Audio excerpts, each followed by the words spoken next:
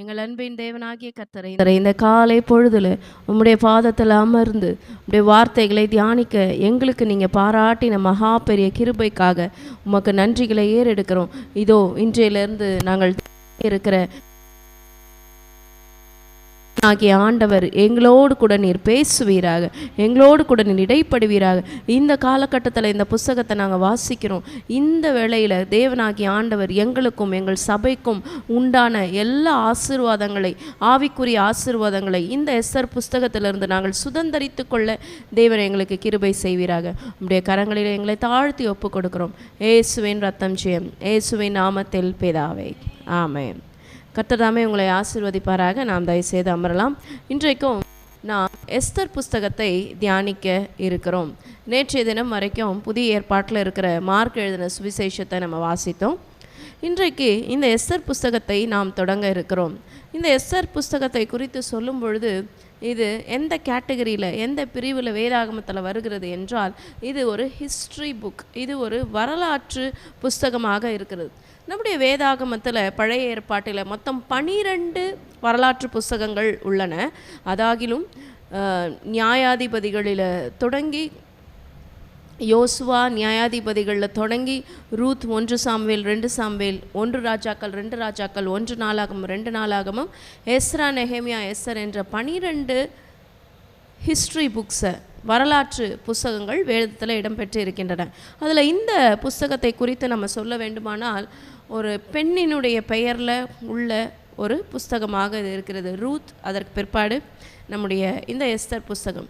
இந்த எஸ்தர் புஸ்தகத்தினுடைய காரியங்கள், சிறப்பான அம்சங்கள் என்ன என்று நம்ம பார்க்கும் பொழுது, இந்த எஸ்தர் புஸ்தகத்தில் அவர்களுடைய குலத்தை, அவர்களுடைய பூர்வமான காரியங்களை அவங்க ஓப்பன் பண்ணி காமிக்கலை. அவங்க அதை மறைத்து வைத்திருந்தார்கள். ஏன்னா அவங்க ஒரு ஃபாரின் டெரிட்டரியில் அவங்க போய் செட்டில் ஆகிருக்கிறாங்க. இவங்கெல்லாம் யூதர்கள், இவங்க இருக்கிறது பர்ஷிய நாட்டில் அவங்க போய் இருக்கிறாங்க. ஸோ அவங்களுடைய கம்யூனிட்டி பற்றின காரியங்களையும், அவங்களுடைய ரிலீஜியஸ், அவங்களுடைய மத சம்பந்தமான காரியங்களையும் அவங்க என்ன செய்கிறாங்கன்னா அந்த அடையாளத்தை மெயின்டைன் பண்ணுறதுக்கு அவங்க கஷ்டப்படுறாங்க. அடுத்தது இந்த பீப்புள் குரூப், அதாவது இந்த யூத மக்களை குறித்து பார்க்கும் பொழுது கர்த்தர் அவர்களுக்கென்று நல்ல ஞானத்தை கொடுத்திருக்கிறபடியால் ஞானத்தோடு கூட, தைரியத்தோடு கூட அவர்களுக்கு முன்பாக இருக்கிற பிரச்சனையை அவர்கள் எப்படி மேற்கொள்ளுகிறார்கள் என்பதும் இந்த புஸ்தகத்தில் நம்ம பார்க்கலாம். இன்னொரு ஒரு ஸ்ட்ரேஞ்சான ஒரு விஷயம் என்னன்னா, ஆண்டவர், தேவன், கர்த்தர் என்று கர்த்தருடைய பெயரை இல்லாதபடிக்கு, நம்முடைய தேவனுடைய பெயரை இல்லாதபடிக்கு, the God's name is hidden. The God's name is hidden. It is absent in the book of God, in the book of Esther. ஆனாலும் நம்ம பார்க்குறோம் எஸ்தர் புஸ்தகத்தினோட ஒரு சீன் எப்படி ஒரு ட்ராமாவில் எப்படி ஒரு சீன் பிளான் பண்ணுறாங்க, டயலாக்ஸ் எழுதுகிறாங்க, ஆக்டர்ஸ் ஆக்ட் பண்ணுறாங்க, டைரக்டர் எப்படி அதை இயக்குகிறாரோ அதுபோல தான் தேவனாகிய ஆண்டவர் பின்பாக இருந்து இந்த முழு புஸ்தகத்தினுடைய ஒரு பிளாட்டையும் அவர் தான் பிளான் பண்ணுறாரு. அடுத்தது இது ஒரு இந்த புஸ்தகத்தை நம்ம வாசிக்கும் பொழுது பல ஹியூமன் இமோஷன்ஸை நம்ம பார்க்குறோம். அகாஸ்வேரு ராஜா தொடங்கி எஸ்தர், மொர்தெகாய், அதற்கு பிற்பாடு ஆமான், இவர்களுடைய இமோஷன்ஸ், அந்த இமோஷன்ஸில் அவங்க எப்படி ப்ளே பண்ணுறாங்க, அந்த ஹாமானுடைய ஒய்ஃப் ஆகிய சிரேஷ். ஸோ ஹியூமன் இமோஷன்ஸும் இதில் ப்ளே பண்ணுறதை குறித்து நம்ம பார்க்குறோம். ஸோ இப்பொழுதும் இந்த அதிகாரத்தில் நம்ம படிப்போம். 1ஆம் வசனம் சொல்லுகிறது, இந்து தேசம் முதல் எத்தியோப்பியா தேசம் வரைக்கும் உள்ள 127 நாடுகளையும் அரசாண்ட அகாஸ்வேருவின் நாட்களிலே சம்பவித்தவர். ஸோ கர்த்தருக்கு நம்ம நன்றி சொல்ல வேண்டும். ஏனென்றால் நம்முடைய இந்து தேசத்தினுடைய பெயர் இந்து சமவெளி, அந்த சமவெளியில் இருக்கிற தேசங்கிறதுனால அந்த இந்து தேசம் என்கின்ற பெயர் நமக்கு இங்கே கொடுக்கப்பட்டிருக்கிறது. ஸோ இந்து சமவெளியில் இருக்கிற அந்த மக்களுடைய பகுதியில் இருந்து எத்தியோப்பியா, அதாவது ஆப்பிரிக்கா தேசம் வரைக்கும் 127 ஆண்டுகளை 127 நாடுகளை இந்த ராஜா அரசாளுகிறதை குறித்து நம்ம பார்க்குறோம். ஸோ இந்த பர்சிய சாம்ராஜ்யம் ரொம்ப ஒரு வல்லமையான சாம்ராஜ்யமாக அந்த காலகட்டங்களில் இருக்கிறது. அதாவது அசீரியர், பாபிலோனியர்கள், கிரேக்க சாம்ராஜ்யம், இவர்களுக்கு மத்தியில் இந்த அகாஸ்வேரு ராஜா ஒரு வல்லமை மிகுந்த ராஜாவாகத்தான் இருக்கிறார். அதனால தான் அவர் 127 நாடுகளை அரசாண்டுகிறதை குறித்து நம்ம பார்க்குறோம். இந்த புஸ்தகம் எந்த காலகட்டத்தில் எந்த டைம் பீரியடில் எழுதப்பட்டு இருக்கிறதை நம்ம பார்க்கலாம். இதற்கு முன்பாக என்ன நடந்தது, இதற்கு பின்பாக என்ன நடந்ததுங்கிறதையும் நம்ம பார்க்கலாம். அதாவது 586, அதாவது நம்ம கிறிஸ்து பிறப்புக்கு பிறகு நம்ம இப்போ 2026 அப்படின்னு சொல்லிட்டு நம்ம பண்ணுறோம். அந்த கிரிகோரியன் கேலண்டர் நம்ம ஃபாலோ பண்ணுறோம். ஆனால் நம்முடைய எபிரேய கேலண்டர் படி 578-5ல் நம்ம இருக்கோம். 578-5ல் நம்ம இருக்கோம். இப்போது இது பிஃபோர் கிரைஸ்ட், ஆண்டவராகிய இயேசு கிறிஸ்துடைய பிறப்புக்கு முன்னாடி. ஸோ 586 இதில் ஆண்டவருடைய எருசலேம் ஆலயம் சிதைக்கப்பட்டது. 516 ஆண்டவருடைய ஆலயம் மறுபடியும் கட்டப்பட்டது. 487 அகாஸ்வேரு ராஜா அவர் அரியணை ஏறுகிறார். He started to reign. அகாஸ்வேரு ராஜா அரியணை ஏறுகிறார். அவருடைய ஆட்சி தொடங்குகிறது. அதற்கு பிற்பாடு 479 எஸ்தர் அவங்க ராணியாக மாறுகிறார்கள். 474 இந்த ஆமான் என்று சொல்லப்படுகிற கர்த்தருடைய எதிரி, தேவ பிள்ளைகளுடைய எதிரி, அவன் திட்டம் தீட்டுகிறான். எப்படி இந்த ஜூஸை, இந்த எபிரேய மக்களை, இந்த யூத மக்களை எப்படி கொலை செய்ய வேண்டும் என்று அவன் திட்டம் தீட்டுகிறான். ஸோ உயிரை எடுப்பது என்று நம்ம பார்க்கும் பொழுது அவர்களாகவே அவர்களுடைய உயிரை மாய்த்து கொள்வதை சூசைட் என்று சொல்லுவாங்க. இன்னொருத்தருடைய உயிரை எடுக்கும் பொழுது அதை ஹோமிசைட் என்று சொல்லுவாங்க. ஆனால் ஒரு இனத்தையே, அந்த இனமே இல்லாதபடிக்கு அழிக்கிற அந்த பேரை ஜீனோசைடு என்று சொல்லுவாங்க. So Haman's plot was genocide. அவனுக்கும் மொர்திகாய்க்கும் இருந்த ப்ராப்ளமை அவன் பெரிதாக்கி அவனுடைய இனத்தையே அழிக்கும்படிக்கு திட்டம் போடுகிறான் 474. ஆனாலும் கர்த்தர் தன்னுடைய ஜனத்திற்கு வெற்றியை தருகிறார் 473. அதாவது அவன் திட்டம் தீட்டி, நமக்கு தெரியும் ஆதார் மாதத்தில் 13ஆம் தேதி நாள் குறிக்கப்பட்டு இருக்கும். ஆனாலும் தேவனாகிய ஆண்டவர் அவருடைய பிள்ளைகளுக்கு ஜெயத்தை கொடுத்து எஸ்தர் மகாராணியும் அந்த தேசம் முழுவதும் இருக்கிற யூதர்கள் ஜெபித்து மொர்தெகாயுடைய ஆலோசனையோடு கூட அவர்கள் ஜெயம் எடுக்கிற ஆண்டு 473. இதற்கு பிற்பாடு 465 வரைக்கும் இந்த அகாஸ்வேரு ராஜா ஆட்சி செய்கிறது. அதற்கு பிறகு 458 the second batch of Jews are returning. அவங்க எஸ்ராவுடைய தலைமையில் அவங்க மறுபடியும் இந்த பட்டணத்துக்கு ரிட்டர்ன் ஆகுறாங்க. அதற்கு பிற்பாடு third batch of the Jews return, மூன்றாவது கட்ட மக்கள் 445 அவங்க மறுபடியும் ரிட்டர்ன் ஆகுறாங்க. அவங்க நெகேமியாவுடைய தலைமையின் கீழே அவங்க ரிட்டர்ன் ஆகுறாங்க. ஸோ இதுதான் இந்த புக்கோட காரியங்கள். ஸோ 487 முதல் 465 வரைக்கும் இந்த அகாஸ்வேரு ராஜாவுடைய காலம் இருக்கிறது. So this is a beginning of book Esther and also the end of book Esther. So இந்த வசனத்தில் நம்ம பார்க்கும் பொழுது இந்து தேசத்தில் இருந்து எத்தியோப்பியா வரைக்கும் 127 நாடுகளை அவர் அரசாளுகிறார் என்றால் எல்லா நாடுகளையும் அவர் ஜெயித்து மிகப்பெரிய வல்லமை உள்ள பராக்கிரமம் உள்ள ராஜாவாக அவர் இருக்கிறார். ஸோ இந்த அகாஸ்வேரு ராஜா என்ன செய்கிறான் என்றால் 2ஆம் வசனம் சொல்லுகிறது, ராஜாவாகிய அகாஸ்வேரு சூசான் அரண்மனையில் இருக்கிற தன் ராஜ்யத்தின் சிங்காசத்தின் மேல் வீற்றிருக்கிறார். அவர் ஆளுகை செய்கிறார். நம்ம பார்க்குறோம் இந்த சிங்காசனத்தில், இந்த த்ரோனில் வீற்றிருக்கிறது எதை குறிக்கிறது என்றால், it denotes the authority, it denotes the sovereignty. Sovereignty என்றால் அந்த ஆளுகை தன்மையை குறிக்கிறது. அப்போ 127 நாடுகளையும் தன்னுடைய ராஜ்யத்தில் சிங்காசனத்தில் அமர்ந்து அவன் ஆளுகை செய்கிறான். ஆனால் நம்ம பார்க்குறோம் நம்முடைய வாழ்க்கையை, இந்த உலகத்தில் உள்ள ஒவ்வொருத்தர்களையும் ஆளுகை செய்வது, the universal sovereignty is in the hands of our God. நம்முடைய ஆண்டவர் தான் ஆளுகை செய்கிறார். ஒருவேளை இந்த எஸ்தர் புஸ்தகத்தில் ஆண்டவருடைய பெயர் இடம்பெறவில்லை என்றாலும் எல்லாவற்றையும் ஆளுகை செய்கிறது. எவ்ரிதிங், ஆல் இன் ஆல், எல்லாவற்றையும் ஆளுகை செய்கிறது தேவன் மாத்திரமே. 3வது வசனத்தை நம்ம வாசிப்போம். இப்பொழுதும் இவன் என்ன செய்கிறான் என்றால், இத்தனை நாடுகளை ஆளுகை செய்கிற இந்த ராஜா இந்த கிரேக்க பட்டணத்தை மாத்திரம், இந்த கிரீஸை மாத்திரம் அவனால் கேப்சர் பண்ண முடியலை. அதனால் தன்னோடு கூட இருக்கிற அந்த மக்களை கூப்பிட்டு தன்னோட ஸ்ட்ரெங்த்தை காமிச்சு, தன்னுடைய வல்லமையை, தன்னுடைய பராக்கிரமத்தை காமிச்சு, இவர்களெல்லாம் கன்வின்ஸ் பண்ணி அந்த கிரேக்க நாட்டையும் ஆளுகை பண்ணும்படியான ஒரு காரியத்தில் ஈடுபடுறதுக்கு தான் இவ்வளோ பெரிய அந்த விருந்தை அவர்கள் செய்கிறார்கள். இந்த விருந்து பார்க்கும் பொழுது வசனம் சொல்லுகிறது 180 நாள், அதாவது 6 months. ஒரு ராஜ்யத்தில் எத்தனை மாதம் விருந்து வச்சுருக்காங்க? 6 மாதங்கள் என்ன செய்கிறார்கள்? விருந்து வைக்கிறார்கள். ஸோ தன்னுடைய ராஜ்யத்தின் 3ஆம் வருஷத்தில் அவன் என்ன செய்கிறான்? எல்லா பிரபுக்களுக்கும் எல்லா ஊழியக்காரர்களுக்கும் விருந்து பண்ணினான். அப்பொழுது எந்தெந்த நாடுகளிலிருந்து வந்ததாக சொல்லுகிறாங்க பாருங்க. பர்ஷியா, மேதியா தேசங்களில் உள்ள மகத்தானவர்களும் நாடுகளின் அதிபதிகளும் பிரபுக்களும் எல்லா ராயல் ஃபேமிலியில் இருக்கிற மொத்த பேரும் என்ன பண்ணியிருக்காங்க? அங்கே வந்திருக்கிறதை குறித்து நம்ம பார்க்குறோம்.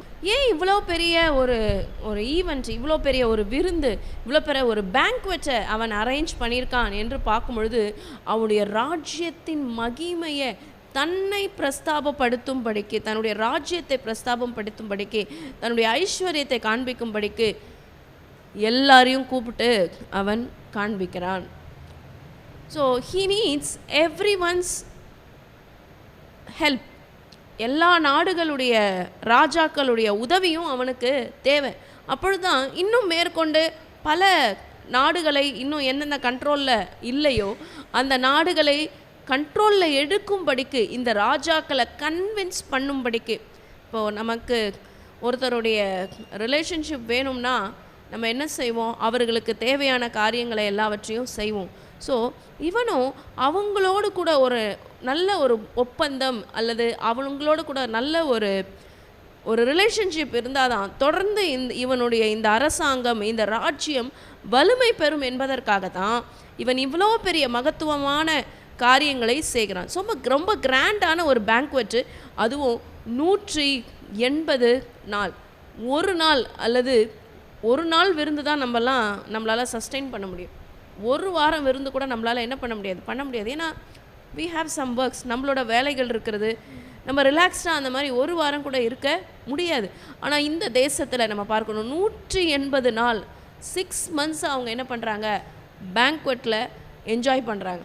ஸோ அங்கே அந்த இடத்துல இருக்கிற இன்னும் பிரஸ்தாபமான காரியங்கள், அந்த இடத்தோட ஆர்கிடெக்சர், அந்த இடத்தோட இன்டீரியரை பற்றி அடுத்த வசனத்தில் சொல்லப்பட்டு இருக்கிறது. இந்த 180 நாளுக்கு அப்புறமா அடுத்த ஒரு ஈவெண்ட் என்ன நடக்குது அப்படின்னா, அந்த நாட்கள், அதாவது மெயின் மக்கள், த ராயல் பீப்புளோட காரியங்கள் முடிஞ்ச பிறகு he had a big heart, he had a heart of generosity. அதனால் அவன் என்ன செய்கிறான் என்றால், சூசான் அரண்மனையில் வந்திருந்த பெரியோர் முதல் சிறியோர் மட்டும் உள்ள சமஸ்த ஜனங்கள், எவ்ரிபடி எல்லாரையும் அவன் ஈக்குவலாக ட்ரீட் பண்ணி அவர்களுக்கு எத்தனை நாட்கள் சிங்கார தோட்டத்தில் விருந்து பண்ணினான் என்றால் 7 நாட்கள் விருந்து செய்தான். ஸோ அவனுடைய பெருமையை மாத்திரம் இல்லாதபடிக்கு அவனுடைய ஹார்ட் ரொம்ப பெரிய மனசாக இருந்ததுனால எல்லாருக்குமே என்ன பண்ணுறான்? 7 நாட்கள் விருந்து பண்ணுகிறான். So everyone had the opportunity to visit the palace. ஏன்னா இவ்வளோ பெரிய ஒரு மகிமையான ஒரு பேலஸை மீதி நாட்களெல்லாம் சாதாரணமான ஜனங்களால் விசிட் பண்ண முடியாது. ஆனால் இந்த மாதிரி ஒரு விருந்தை அரேஞ்ச் பண்ணி எல்லாரும் வரலாம். இப்போ ஃபார் எக்ஸாம்பிள், ராஷ்டிரபதி பவனை நம்ம யாரும் பார்த்ததில்ல. நம்ம வீடியோவில் பார்த்துருக்கோம், பிக்சர்ஸில் பார்த்துருக்கோம்.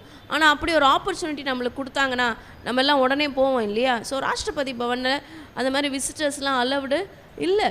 பெரிய பெரிய இடங்கள்லாம் விசிட்டர்ஸ் என்ன இங்கே இருக்கிற நம்ம கவர்னருடைய மாளிகையில் கூட விசிட்டர்ஸ்லாம் அலவுடு இல்லை. அப்போ அந்த மாதிரி தான் சமஸ்த ஜனங்களுக்கும் ஒரு ஆப்பர்ச்சுனிட்டி கிடைக்கிது அந்த இடத்தை போய் விசிட் பண்ணும்படிக்கு. So it's a very good opportunity. அதனால் அடுத்தது பார்க்கும்பொழுது அந்த இடத்தினுடைய இன்டீரியர் பற்றி சொல்லப்பட்டிருக்கிறது. வெண்கல தூண்கள், அந்த இடத்தினுடைய இன்டீரியர், அந்த இடத்தினுடைய ஃபர்னிச்சர், அந்த இடத்தினுடைய கர்டன்ஸ் பற்றி சொல்லப்பட்டிருக்கிறது. ரொம்ப விசேஷமாக வெண்கல தூண்கள், பிரான்ஸ் வெண்கல தூண்கள் மேலே வெள்ளி வளையங்களினால் மெல்லிய நூலும் சிவப்பு நூலுமான கயிறுகளாலே வெள்ளையும் பச்சையுமான இள நூலுமாகிய தொங்கு திரைகள். இது எல்லாமே ரொம்ப காஸ்ட்லியான மெட்டீரியல் உள்ள ஒரு துணி. அப்போ இவை எல்லாவற்றையும் அந்த இடத்துல இருக்கிறது. அவங்களாம் லைஃப்பில் இப்போ தான் அந்த மாதிரியான காரியங்களை அந்த சமஸ்த ஜனங்களும் பார்த்திருப்பார்கள். ஸோ கற்கள் பதித்திருந்த தளவரிசையினாலே பொற்சரிகையையும் வெள்ளிச்சரிகையுமான மெத்தைகள், அவங்க உட்கார்ற அந்த ஃபர்னிச்சர்ஸ் பற்றி சொல்லப்பட்டிருக்கிறது. அவ்வளோ கிராண்டான ஒரு அட்மாஸ்பியரை எல்லாரும் என்ன பண்ணுறாங்க, பார்க்குறாங்க, எக்ஸ்பீரியன்ஸ் பண்ணுறாங்க. அடுத்தது முதல்ல இன்டீரியர் பார்த்துட்டோம், அப்புறம் அங்கே இருக்க ஃபர்னிச்சர்ஸ்லாம் பார்த்துட்டோம். அடுத்தது அவங்களுக்கு என்ன மாதிரியான ஃபுட்டு சர்வ் பண்ணப்பட்டது, என்ன மாதிரியான காரியங்கள் கொடுக்கப்பட்டது என்றால், பொன்னினால் செய்யப்பட்ட நானாவித பாத்திரங்களினாலே பானம் கொடுக்கப்பட்டது. முதல் தரமான திராட்சை ரசம் ராஜஸ்திதிக்கு ஏற்ற பரிபூர்ணமாயும் பரிமாறப்பட்டது. அதாவது இது வந்து ராயல் பீப்புளுக்கு பரிமாறப்பட்ட திராட்சை ரசத்தை குறித்து சொல்லப்படுகிறது. அந்த 180 நாள் செய்தாங்க இல்லையா? ஸோ அந்த ராயல் பீப்புளுக்கு ஃபஸ்ட்டு குவாலிட்டியில் இருக்கிற அந்த திராட்சை ரசமானது பரிமாறப்படுகிறது. ஸோ 180 நாள் அளவும் எல்லாருக்குமே என்ன பரிமாறப்படுகிறது, இந்த திராட்சை ரசம் பரிமாறப்படுகிறது. அதுவும் பொற்பாத்திரங்களில் பானம் கொடுக்கப்படுகிறது. அடுத்தது முதல் தரமான திராட்சை ரசமும் கொடுத்துருக்குறாங்க. அந்த ஃபைனலாக சொல்லப்பட்டிருக்கிறது பரிபூரணமாக பரிமாறப்பட்டது, எந்த ஒரு குறைவும் இல்லாமல். It was everything in abundance, எல்லாமே அபண்டண்ட்டாக பரிபூர்ணமாக அவங்க தேவைக்கு மிஞ்சி தான் அந்த இடத்துல இருக்குது. So this shows the prosperity of the empire. அவன் எவ்வளோ செழிப்பான ஒரு தேசமாக இருக்கிறாங்க, எந்த ஒரு தட்டுப்பாடு இல்லாமல், எந்த ஒரு குறைவும் இல்லாமல் அந்த பெர்சிய சாம்ராஜ்யம் எப்படி செழிப்பான தேசமாக 180 நாள் இத்தனை நாடுகளிலிருந்து அதிபதிகள், பிரபுக்கள், அதற்கு பிற்பாடு ராஜ குலத்தில் இருக்கிறவங்க எல்லாரும் வந்து அவங்க பானம் பண்ணுறாங்க, அவங்க சாப்பிட்றாங்கன்னா அவனுடைய ப்ராஸ்பெரிட்டியை குறிக்கிறது, அவனுடைய செழிப்பை குறிக்கிறது.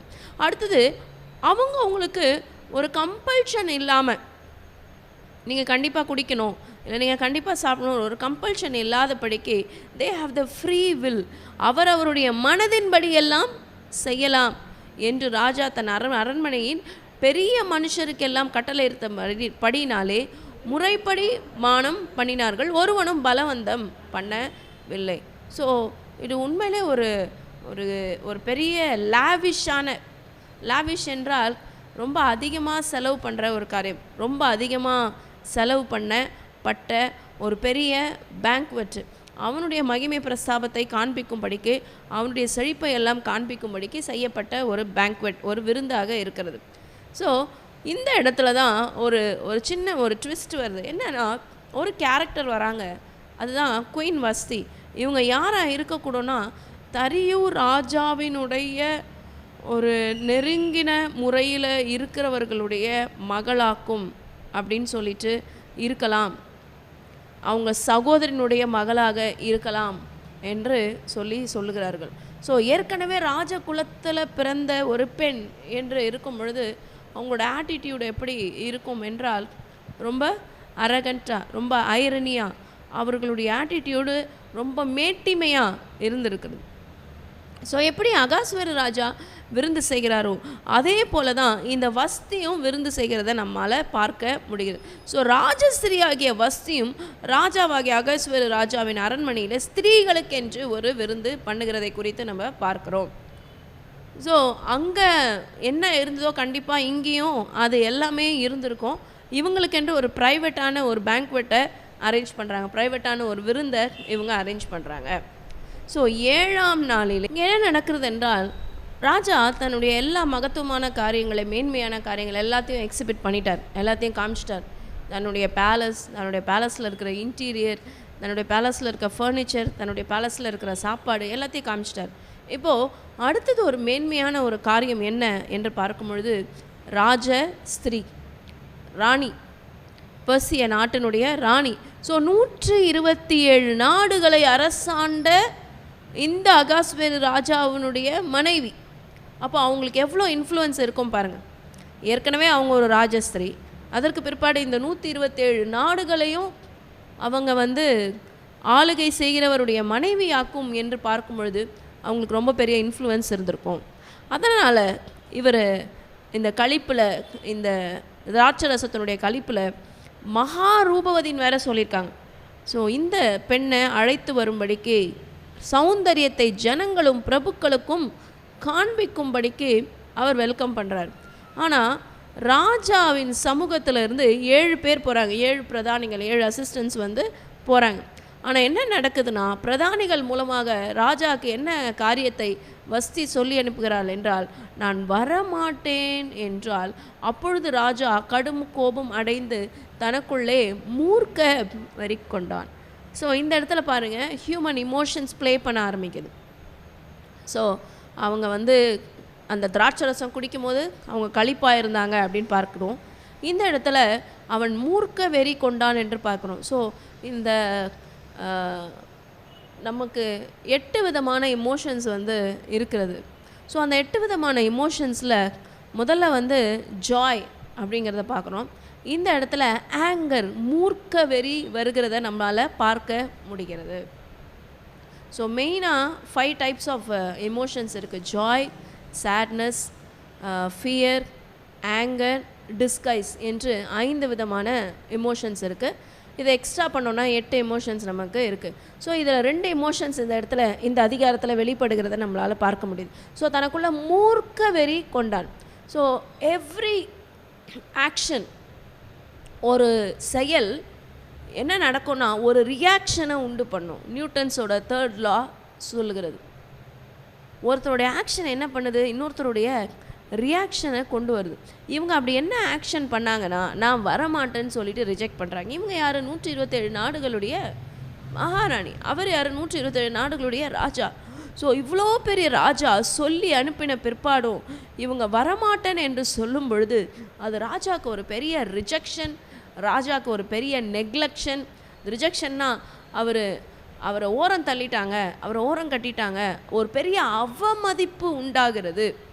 அதனால் அவனுக்குள்ளே என்ன நடக்குதுன்னா, அந்த ரியாக்ஷன் என்ன நடக்குது, இந்த வஸ்தியோட ஆக்ஷனால் என்ன ரியாக்ஷன் நடக்குதுன்னா மூர்க்க வெறி, ரொம்ப அதிகமான ஒரு மூர்க்க வெறி வருது. ஏற்கனவே வந்து அவர் ஆள் டிஸ்டர்பாக இருக்கிறார். ஏன்னா அவர் திராட்சை ரசம் குடிச்சிருக்கிறார், ஏற்கனவே வந்து கண்ட்ரோலில் இல்லை. இப்போ இந்த அம்மா பண்ண இந்த காரியத்தினால என்ன நடக்குதுன்னா இப்படி நடக்குது. சரி, இப்போ அந்த அம்மாவுடைய நிலையில் நம்ம யோசித்து பார்ப்போமானால், ஒரு ஆள் குடிக்கல, 127 நாட்டில் இருக்கிறவன் வந்திருக்கிறான், ஒரு இடத்துல குழுமி இருக்கிறான், அவன் மொத்த பேரும் எப்படி இருக்கான், நிலை தடுமாறி இருக்கிறான். ஸோ மதுபானம் அமளி பண்ணும்.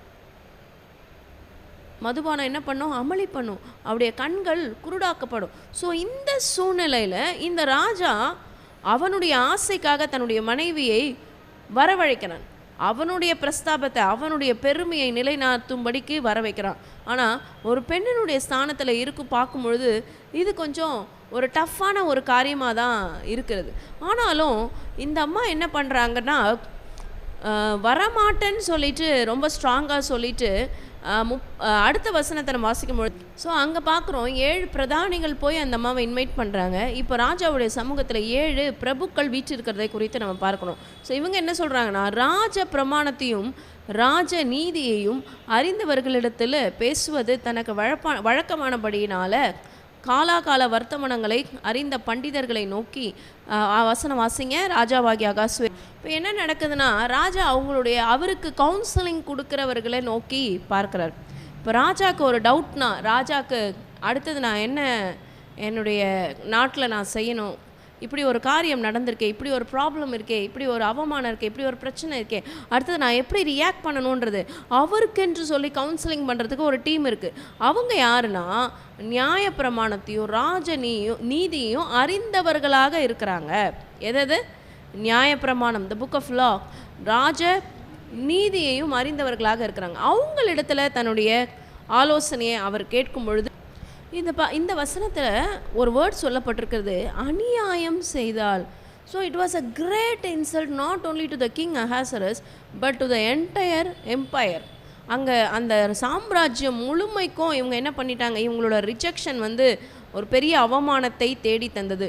ஸோ ராஜாவாகிய அகாஸ்வேருடைய சகல நாடுகளிலும் சகல பிரபுக்களும் சகல ஜனங்களுக்கும் கூட அநியாயம் செய்தாள். ஸோ ஒரே ஒரு மனுஷனுடைய அந்த ரிஜெக்ஷன், ஒரு மனுஷனுடைய அந்த அவமதிப்பானது என்ன பண்ணுதுன்னா, இத்தனை நாடுகளில் உள்ள பிரபுக்கள், இத்தனை நாடுகளில் உள்ள ராஜாக்கள், ஜனங்கள் எல்லாருக்கும் சேர்த்து அநியாயம் செய்தால் இத்தனை பேருக்குள்ளேயும் அந்த ஒரு ரியாக்ஷன் காமிக்கிறாங்க. அந்த ரியாக்ஷன் காமிச்சதுனால அவங்க ஒரு டிசிஷன் எடுக்கிறாங்க. ஸோ ஹியூமன் இமோஷன்ஸ் நமக்கு என்ன பண்ணோம், நான் சொன்ன இந்த 5 இமோஷன்ஸு மறந்துடாதீங்க: joy, sadness, fear, anger, disgust. So இது எல்லாமே இந்த 5 இமோஷன்ஸும் நம்ம எல்லாருக்குள்ளேயும் இருக்கும். அது ஒரு லெவலில் இருக்கும். ஃபார் எக்ஸாம்பிள், ஒரு சிலர் எப்பயுமே ஹாப்பியாகவே இருப்பாங்க. அவங்களுக்கு ஒரு டஃப்பான ஒரு சூழ்நிலை, ரொம்ப நெருக்கமான ஒரு சூழ்நிலைனாலும் அவங்கள நம்ம எப்படி பார்க்க முடியும்? ஹாப்பியாக பார்க்க முடியும், சோகமாகவே பார்க்க முடியாது. சிரிச்சுக்கிட்டே இருப்பாங்க, சந்தோஷமாகவே இருப்பாங்க, அவங்களுடைய காரியங்களை உள்ளுக்குள்ளவே மறைச்சிக்கிட்டு இருப்பாங்க. ஸோ இது ஒரு மாதிரியான பீப்புள். Next sadness. என்ன சந்தோஷமான காரியம் நடந்தாலும் அவங்களுக்குள்ளே என்னவே இருக்காது, மகிழ்ச்சியே இருக்காது. அவங்களுக்குள்ளே எப்பொழுதுமே துக்கம், பழசை நினச்சி அப்படியே என்ன பண்ணுவாங்க, பழசை நினச்சி இப்போ இருக்கிற ப்ரெசண்ட்டை அவங்க லூஸ் பண்ணிடுவாங்க. ஸோ இந்த people sadness people. Next fear. எதுக்கு எடுத்தாலும் பயம். அவங்களால ஒரு தீர்க்கமான முடிவே எடுக்க முடியாது. இது செஞ்சால் இந்த மாதிரி ஆகிடுமோ, அப்படி பயப்படுவாங்க. அது செஞ்சால் அந்த மாதிரி ஆகிடுமோ, ஸோ அந்த மாதிரி பயப்படுவாங்க. அடுத்தது ஆங்கர். இப்போது அஹாஸ்வேரோஸ்குள்ளே வந்தது என்னது? ஆங்கர். ஸோ இந்த ஆங்கர் இருக்கிற பீப்புள் என்ன பண்ணுவாங்க அப்படின்னா, டிசிஷன் மேக்கிங் அத்தாரிட்டி அவங்க கையில் தான் இருக்கும். இப்போ நான் சொன்ன இந்த 5 எமோஷன்ஸில் ஒரு இமோஷன்ஸும் அஃப்கோர்ஸ் நம்ம எல்லாருக்குள்ளேயுமே இருக்குது. 5மே நம்ம எல்லாருக்குள்ளேயும் இருக்குது. ஆனால் எது அதிகமாக இருக்குது, எது அதுக்கப்புறமா இருக்குது, எது அப்புறமா இருக்குதுன்னு சொல்லிட்டு நம்ம அனலைஸ் பண்ணி பார்ப்போம். ஸோ இந்த ராஜாக்குள்ளே எந்த எமோஷன்ஸ் அதிகமாக இருக்குன்னா, ஆங்கர் அதிகமாக இருக்குது. ஸோ ஆங்கர் அதிகமாக இருக்கிறதுனால அவன் என்ன பண்ணிட்டான், இந்த ஆங்கர் அதிகமாக இருக்கிற பீப்புள் டிசிஷன் மேக்கிங் அத்தாரிட்டி அவங்க கையில் இருக்கும். அவங்க டிசிஷன் எடுப்பாங்க. அவங்க ரொம்ப டாமினண்ட்டான பீப்புள். ஸோ இந்த ராஜா என்ன செய்கிறான், இப்படி ஒரு ராணியே எனக்கு என்ன தேவையில்லை, எனக்கு இனிமேல் தேவையில்லை. இந்த கவுன்சிலர் சொல்கிறாங்க. ஆனாலும் டிசிஷன் எடுக்கக்கூடியது யார்? ராஜா. அதை ஏற்றுக்கொள்ளலாம், ஏற்றுக்கொள்ளாமல் போகலாம் இல்லையா? ஆனால் இவன் என்ன பண்ணிட்டான், இந்த வஸ்தி ராஜாவுக்கு மாத்திரமல்ல, ராஜாவாகிய அகாஸ்வேருடைய சகல நாடுகளிலும் உள்ள சகல பிரபுக்களுக்கும் ஜனங்களுக்கும் கூட அநியாயம் செய்தால் என்று அவங்க. இந்த வஸ்தியை குறித்து பார்க்கும்போது அவங்களோட எமோஷன்ஸ் நம்ம பார்ப்போமே, அவங்களுக்குள்ள அதிகமாக இருந்த எமோஷன்ஸ் என்ன அப்படின்னா, டிஸ்கஸ்ட் என்று சொல்லுவாங்க. ஸோ அந்த டிஸ்கஸ்ட் என்னென்னா, அவங்க ரொம்ப சூஸியான பீப்புளாக இருப்பாங்க. அவங்க நினச்சது மட்டும்தான் அவங்க செய்வாங்க. இன்னொருத்தர் அவங்கள இன்ஃப்ளூயன்ஸ் பண்ண முடியாது. அவங்க விரும்புகிற காரியத்தை அவர்கள் செய்வாங்க. அது மாத்திரம் இல்லாமல் அவங்க அதிகமாக மக்களோடு கூட இல்லாமல் அந்த மாதிரி அவர்களை தனிமைப்படுத்தி கொள்ளுகிற ஒரு மக்களாக இருப்பாங்க. ஸோ இந்த டிஸ்கைஸுங்கிற எமோஷன்ஸில் இருக்கிற இந்த ராஜஸ்திரி என்ன ஆயிடுச்சுன்னா, இவங்களுக்கு நேராக தீர்ப்பு ஆகுது. இந்த ஆங்கர், இந்த எமோஷன் அதிகமாக டாமினேட் பண்ணி அந்த ராஜனுடைய அந்த ஸ்தானத்திலேருந்து, ராஜஸ்ரீனுடைய ஸ்தானத்திலேருந்து அவர்களே தள்ளி விடுறாங்க. என்ன நடக்குது, இவங்களை தள்ளலைன்னா முழு நாட்டில் இருக்கிறவர்களும் என்ன செய்வாங்க, அசட்டை பண்ணுவாங்க, எரிச்சல் விளையும். ஸோ இது ஒரு ராஜாவுக்கு மாத்திரம், ஒரு ஆண்மகனுக்கு மாத்திரம் நேர்ந்த ஒரு காரியம் இல்லை, இது எல்லாருக்கும் மேற்பட்ட ஒரு காரியம். So it was a total disrespect. இது ஒரு பெரிய அவமானம். ஒரு கனமான ஒரு இடத்துல ஒரு பெரிய அவமானத்தை உண்டு பண்ணினதுனால அவங்களுடைய ராஜ மேன்மையை அவங்க இழந்து போகிறாங்க. அந்த ராஜ மேன்மையை யாருக்கு கொடுக்க வேண்டும் என்று சொல்லுகிறாங்க பாருங்க, அவளை பார்க்கிலும் உத்தமியாகிய வேறொரு ஸ்திரீக்கு ராஜா கொடுப்பாராக என்றும் ராஜ கட்டளை பிறந்தது. So no one cannot stop this. யாராலையும் அதை திரும்பி எழுத முடியல. சொன்னது தான், திரும்பி அதை ப்ரொவோக் பண்ண முடியல. அடுத்தது இந்த ராஜா இந்த காரியம் அடுத்த. ஸோ இவங்களுடைய ஆலோசனையை ஏற்றுக்கொண்டு அந்த ராஜா ராஜஸ்திரியை தள்ளுகிறாரு. அது மாத்திரமல்ல, ஒரு புருஷனும் அந்தந்த வீட்டுக்கு தானே அதிகாரியாக இருக்க வேண்டும். So this establishes the authority of the husband. So இந்த அதிகாரத்தில் புருஷனுடைய ஸ்தானத்தை, இந்த ஸ்தானம் அவருடைய ஸ்தானத்தில் அவன் இருக்க வேண்டும் என்கின்ற காரியம் இந்த இடத்துல நம்ம பார்க்குறோம்.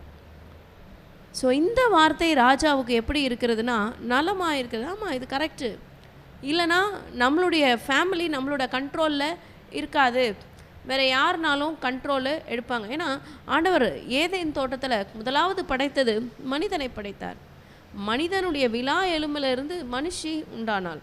ஜீவ சுவாசத்தை முதலாவது ஆண்டவர் மனிதனுக்குள்ளே தான் ஊதினார். So man is the authority. So இதனால் அவர் சொல்லிட்டார், புருஷன் தன்னுடைய வீட்டுக்கு தானே அதிகாரியாக இருக்க வேண்டும் என்று சொல்லி இந்த முதலாம் அதிகாரம் முடிகிறது. ஸோ இந்த அதிகாரத்தில் பல ஹியூமன் இமோஷன்ஸ் ப்ளே பண்ணுது. உணர்ச்சிகள் என்கிறது கர்த்தர் நமக்கு கொடுக்குற காரியங்களாக இருக்கிறது. இன்னும் 2வது அதிகாரத்தில் தான் எஸ்தர் என்ட்ரி ஆகுறாங்க. She is a beautiful woman. அது மாத்திரம் இல்லை, பியூட்டிஃபுல் மாத்திரம் இல்லை, அதாவது பார்வைக்கு மாத்திரம் நன்றாய் இல்லாதபடிக்கு பார்வைக்கும் நன்றாக இருக்கிறாங்க, அடுத்தது அவங்க கீழ்ப்படிந்தவர்களாக இருக்கிறாங்க என்று 2ஆம் அதிகாரத்தில் எஸ்தருடைய இன்ட்ரொடக்ஷன் வருது. ஸோ இந்த அதிகாரம் நமக்கு ஸ்டார்ட் பண்ணும் பொழுது ஒரு களிப்பாக, ஒரு ஜாயாக ஸ்டார்ட் ஆகி முடிவில் வரும்போது ஒரு சேடான ஒரு எண்டிங்கோடு கூட முடியுது. ஸோ ஹியூமன் எமோஷன்ஸை நம்ம ஹேண்டில் பண்ணும் பொழுது நம்ம ஆண்டவரிடத்தில் நம்ம ஹெல்ப் கேட்கணும். நிச்சயமாகவே இந்த அகாஸ்வேரு ராஜா அவசரப்பட்டுட்டாரோ அப்படின்னு சொல்லிட்டு நமக்கு ஒரு யோசனையாக இருக்கிறது. ஒருவேளை ஒரு கன்வின்ஸ் பண்ணியிருக்கலாம், இல்லை ஒருவேளை அவர் யோசிச்சிருக்கலாம், இன்னும் கொஞ்சம் டைம் கொடுத்துருக்கலாம். அவர் அந்த ஆங்கரில் அவர் எடுத்த முடிவு ஒரு பெரிய அவங்களுடைய ராஜ்யத்தையே ஒரு அசைத்த ஒரு காரியமாக அமைந்தது. ஆனாலும் these things are planned by God because God is behind every scene. So இதனால தான் ஒரு யாருமே இல்லாத ஒரு பெண்ணாகிய, தாய் தகப்பனற்ற ஒரு பெண்ணாகிய எஸ்தர் இந்த 127 நாடுகளுக்கும் ராணியாக மாற இருக்கிறார்கள். ஸோ கர்த்தர் தாமே நாம் ஒவ்வொருவரையும் ஆசீர்வதிப்பாராக. இப்பொழுதும் ஆண்டவரை ஆராதிக்கும்படிக்கு அவருடைய கரங்களில் இந்த நேரத்தை நம்ம ஒப்பு கொடுக்க போகிறோம். இந்த காலை வேளையில் கர்த்தருடைய சமூகத்தில் அமர்ந்திருக்கிற அருமையான மகனே, அருமையான மகளே, நம்முடைய வாழ்க்கையில் நமக்கு பலவிதமான இமோஷன்ஸ் வரும் பொழுதும் நாம் செய்ய வேண்டியது கர்த்தருக்கு முன்பாக நாம் பணிந்து குனிந்து அவரை ஆராதிக்க வேண்டும். What is the attitude, what is the emotion going on inside you? என்ன இமோஷன்ஸ் உங்களுக்குள்ளே இருக்குது, என்ன ஆட்டிடியூட் உங்களுக்குள்ளே இருக்கிறது? எல்லாவற்றையும் ஓரமாக வைத்து சாஷ்டாங்கமாக let's submit to God's will. ஆண்டவருடைய சமூகத்தில் நம்மை நாமே ஒப்பு கொடுப்போம், தரை மட்டுமாக தாழ்த்துவோம். பணிந்து குனிந்து உம் பாதம் விழுந்து பரிசுத்தரே உம்மை ஆராதிப்பே. கிரீடங்கள் கழற்றி பாதத்தில் வைத்து சாஷ்டாங்கமாய் வீழ்ந்து ஆராதிப்பே. பணிந்து குனிந்து உம் பாதம் விழுந்து பரிசுத்தரே உம்மை ஆராதிப்பே. கிரீடங்கள் கழற்றி பாதத்தில் வைத்து சாஷ்டாங்கமாய் வீழ்ந்து ஆராதிப்பே. பரிசுத்தரே பரிசுத்தரே பரிசுத்தரே இயேசுவே. பரிசுத்தரே பரிசுத்தரே பரிசுத்தரே இயேசுவே. பரிசுத்தரே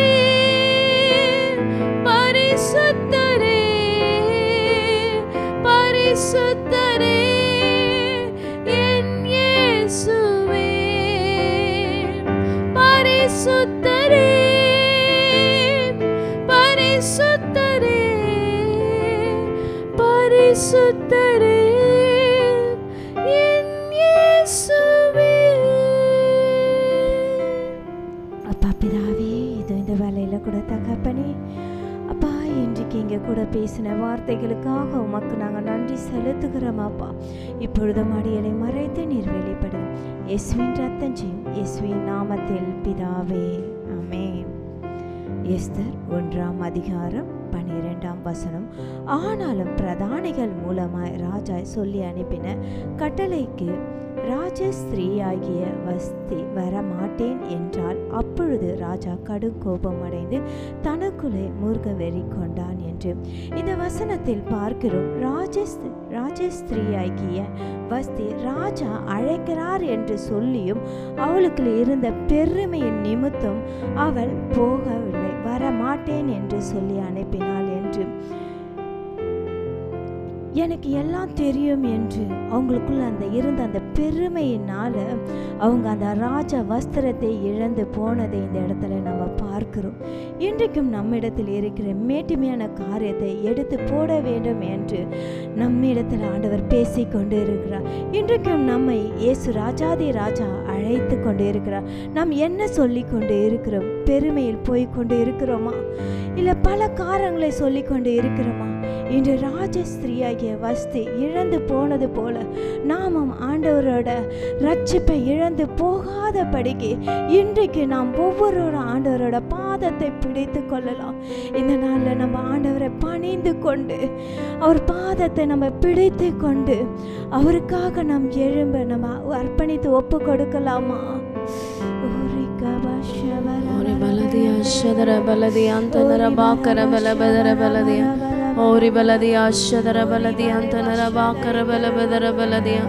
ஓரி பலதியா ஷபர பலபத. நம்முடைய இருதயங்களை கர்த்தர் பக்கமாக திருப்புவோம். நம்முடைய இருதயங்களை கர்த்தர் பக்கமாக திருப்புவோம். நம்முடைய எமோஷன்ஸை கர்த்தர் பக்கமாக திருப்புவோம். ஓரி பலபதர பலதியா ஷபர பலபதர பல. கர்த்தரை நோக்கி நாம் பார்ப்போம்.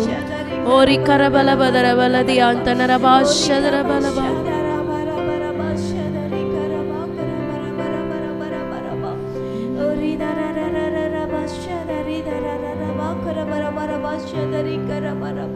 பரிசுத்தரே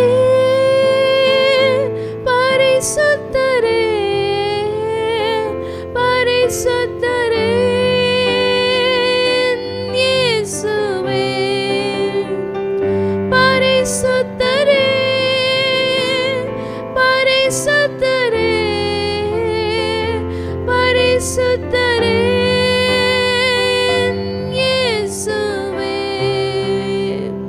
பரிசுத்தரே பரிசுத்தரே பரிசுத்தரே என் இயேசுவே. பரிசுத்தரே பரிசுத்தரே பரிசுத்தரே என் இயேசுவே.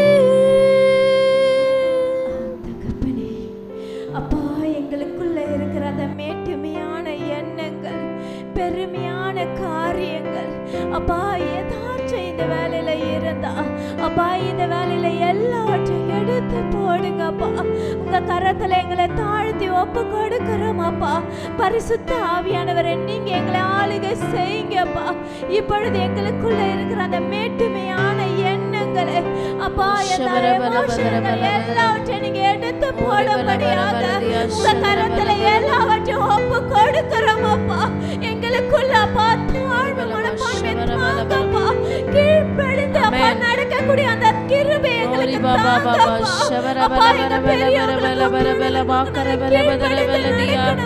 ஓரி பாபா பாபா ஷேரே ரே ரே ரே ரே ரே ரே பல பல பல பல ராஜாவே ராஜாவே அப்பா பல பல பல பல பல பல பல பல ஷேரே ரே ரே நடக்கிற அந்த அப்பா குணத்தை எங்களுக்குள்ள இந்த நாள்ல நீங்க தர போற கிருபைக்காக உமக்கு நாங்க நன்றி